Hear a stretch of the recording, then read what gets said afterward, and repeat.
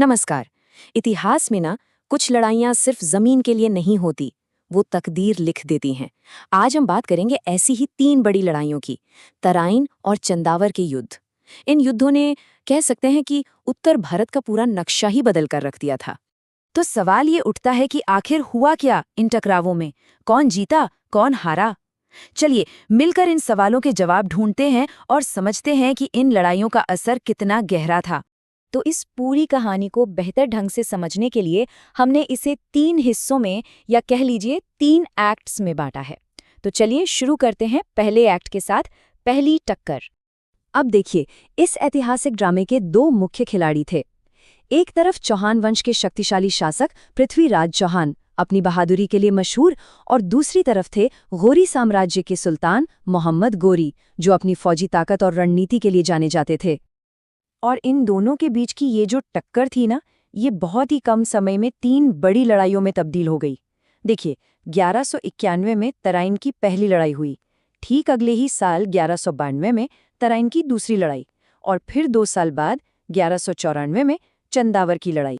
तो चलिए सबसे पहले बात करते हैं पहली लड़ाई की। साल था 1191। तराइन का मैदान, आमने सामने थी पृथ्वीराज चौहान और मोहम्मद गौरी की फौजें। जबरदस्त जंग हुई और इस पहली बाजी में जीत हुई पृथ्वीराज चौहान के। एक शानदार जीत। मोहम्मद गौरी को मैदान छोड़कर पीछे हटना पड़ा। लेकिन कहानी यहाँ खत्म नहीं होती। असल में असली मोड़ तो अब आने वाला था।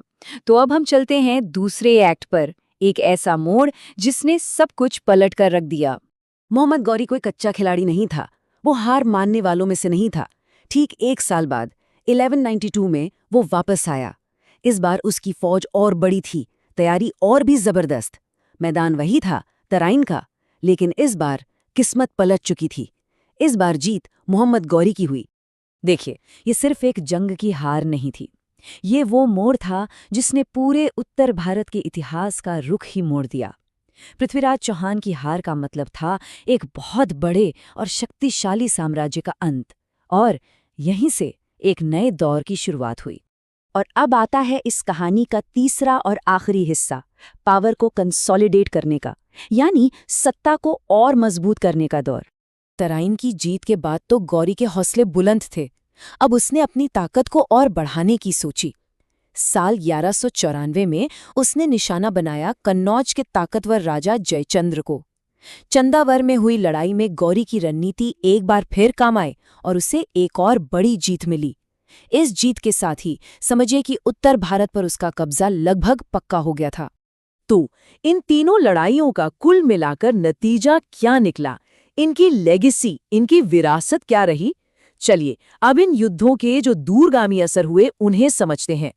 अगर हम इसे समराइज करें तो इन लड़ाइयों से पृथ्वीराज चौहान का राज खत्म हो गया, कन्नौज के राजा जयचंद्र की भी हार हुई, और सबसे बड़ी बात, उत्तर भारत में गौरी शासन की स्थापना हुई। और हाँ, यही वो नींव थी जिस पर आगे चलकर दिल्ली सल्तनत की इमारत खड़ी हुई।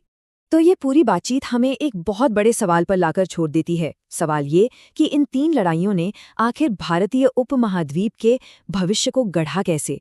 ये एक ऐसा सवाल है जिसका जवाब हमें आज भी अपनी सोसाइटी और कल्चर में